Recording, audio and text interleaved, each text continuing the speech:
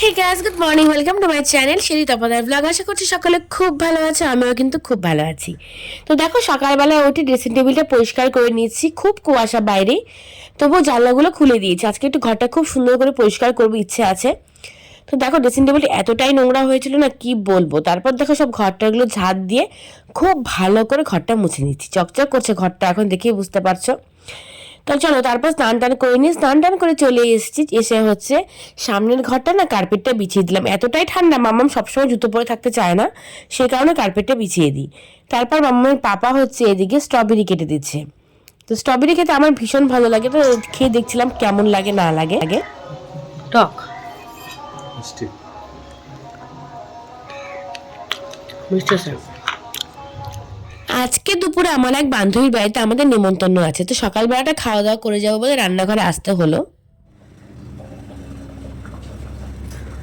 তো এখানে নিয়ে নিয়েছি হচ্ছে বড়ি, পাঁচফোড়ন আর শুকনো লঙ্কা। তো আজকে একদম অন্যভাবে একটা নিরামিষ তরকারি রান্না করবো, মিষ্টি কুমড়ো শাক মানে পাতা দিয়ে।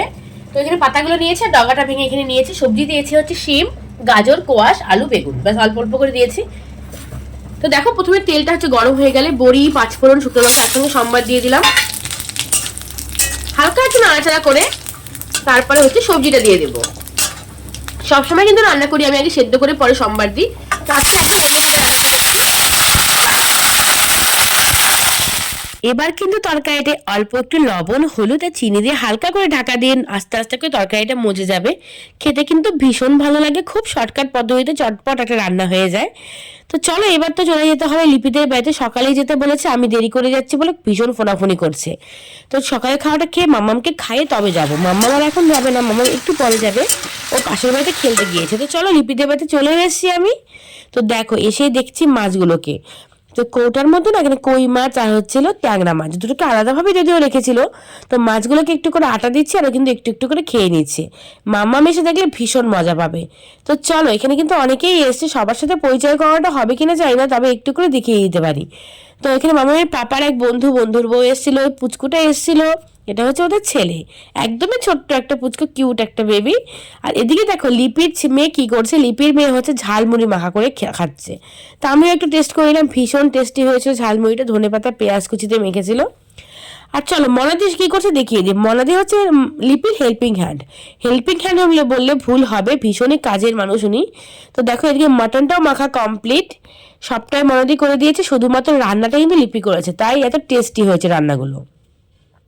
আর এদিকে দেখো, মাছের তেলটা খুব সুন্দর করে পেঁয়াজ, কাঁচা লঙ্কা, ধনেপাতা দিয়ে মেখে রেখেছে, খাওয়ার সময় ভেজে খেয়ে নেব।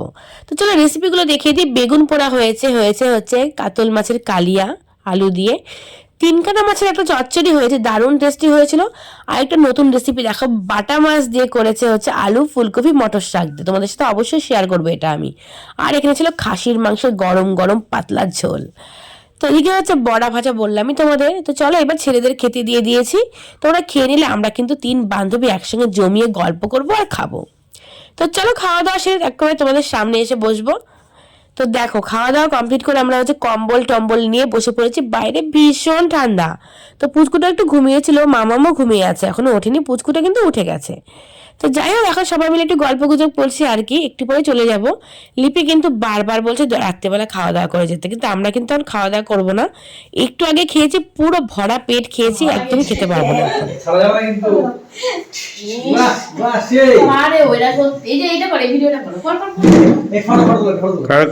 কার সবাই হ্যাঁ মামাম টাকা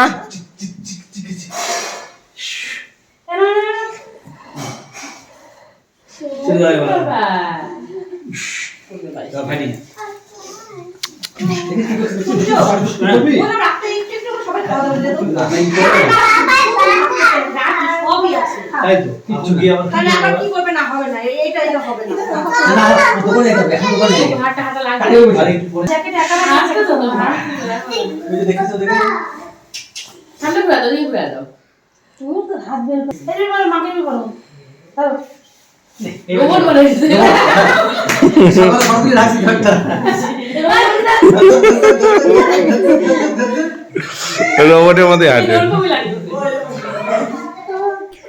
চলে এসেছি বাড়িতে। তো এখন আমরা যাব হচ্ছে আমার ননাসের ছেলের অন্নপ্রাশন। তো সেই অনুষ্ঠানে সবাই আমরা যাব, অনেক আত্মীয় স্বজনরা এসছে, খুব আনন্দ হবে। পুরো ভিডিওটা তোমরা দেখতে থাকো, আশা করছি খুব ভালো লাগবে। তো মাম্মাম এখানে দুষ্টুমি করছিল, আমি তো এখন রেডি হব, তার আগে ওকে আগে রেডি করছি না। তার কারণটা কি বলো তো, ওকে যদি আগে রেডি করে দিই তবে ও কিন্তু সব কিছু ঘেটে পেটে দেয়। তো আমি আগে রেডি হই, তারপরে ওকে রেডি করে দেবো। তো ওকে কি পরাবো না পরাবো সবটা এখন তোমাদের বলবো। তো ওকে তো ইচ্ছা আছে একটা লেহেঙ্গা পরাবো, তো জানি না ও কী পরতে চাইবে। তো এখন হচ্ছে ফাইনালি আমরা যাব হচ্ছে আমার ননাসের ছেলের আজকে মুখে ভাত, মানে অন্নপ্রাশন এই আর কি। তো ভীষণ ঠান্ডা বাইরে, ভেবেছিলাম যে শাড়ি পরবো, সোয়েটারটা পরে গিয়ে পরে খুলে রাখবো, কিন্তু কোনো উপায় নেই, ভীষণ ঠান্ডা। তো ওই কোটটা নিয়ে নিয়েছি, কোটটা পরবো, শাড়ি তেমন কিছু সাজার নেই, শীতকাল যেহেতু, শীতকাল মানে বুঝতেই পারছো সাজাগোজার ব্যাপারটা নেই। তো চলো দেখতে থাকো ভিডিওটা, আশা করছি ভিডিওটা খুব ভালো লাগবে। মামাম এখনও রেডি হয়নি, তো আমি রেডি হয়ে তারপরে হচ্ছে মামামকে রেডি করাবো। তো চলো ভিডিওটা দেখতে থাকো তোমরা। ও কোন শাড়িটা পরবো দেখিয়ে দিই তোমাদের দ্বারা। তো এখন হচ্ছে দেখো এই শাড়িটা পরবো, ব্ল্যাক কালারের উপর রানী কালার একটা শাড়ি।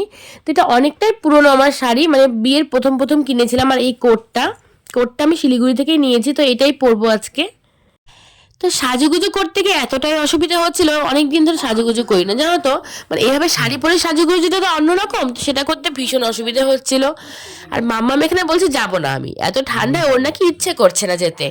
তো যাই হোক, ওকে পরেই রেডি করছি, আমি সেজে নিয়ে নিই। আর আমার দেখো না, এই যে আইলাইনার পরতে গিয়ে যে এতটাই অসুবিধা হয় না, একদম মানে পড়তেই পারছি না আমি, বারবার চোখের উপরে লেগে যাচ্ছে। যাই হোক, রেডি হয়ে একেবারে তোমাদের সঙ্গে দেখা হচ্ছে নেমন্তন্ন বাড়িতে গিয়ে। তো দেখো সবাই চলে এসছে, কিন্তু এখানে মৌ পুচকুটাকে কোলে নিয়ে রয়েছে।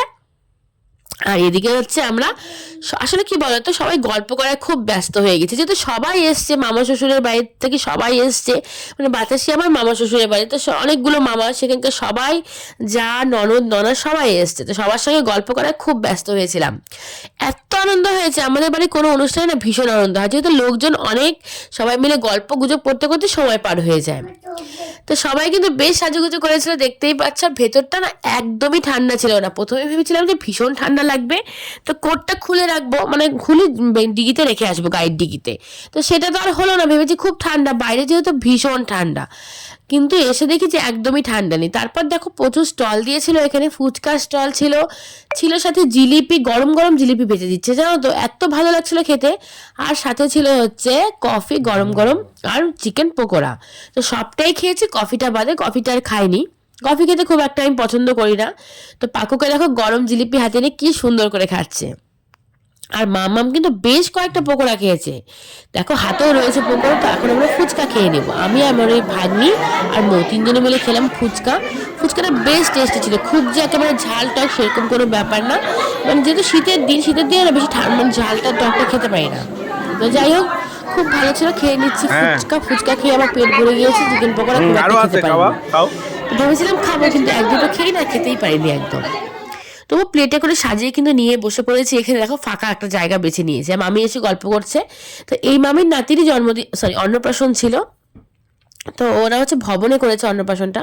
এখন তো সব ভবনেই হয়ে থাকে, যেহেতু সবারই বাড়িঘর মানে কনজাস্টেড হয়ে থাকে, অসুবিধা হয়, নোংরা হয়, সব কিছু মানে মেনটেন করতে গিয়ে অসুবিধা হয়ে যায়, সেই কারণে সব দিক ভেবেচিন্তে কিন্তু ভবনেই সব রকম অনুষ্ঠানগুলো করা হয়। এতে কি হয়, অনেকটা সুবিধা হয়ে থাকে, বুঝতেই পারছো তোমরা। তো দুই বোন মিলে দেখো প্লেটে করে পকোড়া খাচ্ছে, আর মামকে দেখো, আমি ভাবতে পারিনি ও আজকে যে এতগুলো পকোড়া এত টেস্টি করে খাবে। যাই হোক, খুব ভালো লেগেছে আমার। তা আমি এখানে দেখো প্লেটে করে নিয়ে বসে পড়েছি পকোড়া খাওয়ার জন্য। আর এদিকে কিন্তু সব মামি যা এরা সবাই মিলে দেখো কে কি খাবে দিশে পাচ্ছে না, বুঝছো তো, এই হলো একটা ব্যাপার। তো দেখো পকোড়া দেখতেও যেমন সুন্দর, খেতেও যেমন টেস্টি ছিল। তো মামামকে আবার খাইয়ে দিতে হচ্ছে, প্রথম দিকে কিন্তু একা একাই খাচ্ছিল, এখন আবার একটু গরম লেগেছে বলে, মানে গরম গরম পকোড়াটা ছিল, সেই কারণে আবার খেতে চাইছে না, গরম লাগছে মুখে বলছে। তো মামার পাপা ওকে ছিঁড়ে দিচ্ছিল পকোড়াটা, ও হচ্ছে ধীরে ধীরে খাচ্ছিল। আর দেখো ডেকোরেশনটা কতটা সুন্দর হয়েছিল, বেলুনটা একদম সিম্পলের মধ্যে খুব সুন্দর করে সাজিয়েছিল, আর কয়েকটা বাটারফ্লাই দিয়ে দিয়েছিল স্টিকারগুলো উপরে। তো দেখো আমি এই যে পুচকুটাকে কোলে নিয়েছি এখানে।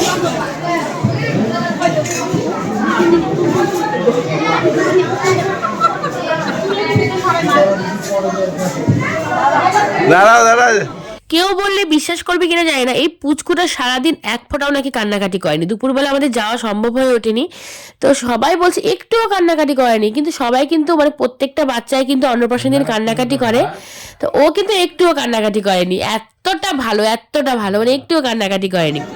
তারপর যাতে ওই যে আমাদের যেটা কাজ, সবাই মিলে কিন্তু আমরা গ্রুপি তোলায় ব্যস্ত হয়ে গেছি। দেখতে পাচ্ছি পুচকুটাকেও সাথে নিয়ে ওকেও কিন্তু ছাড়িনি।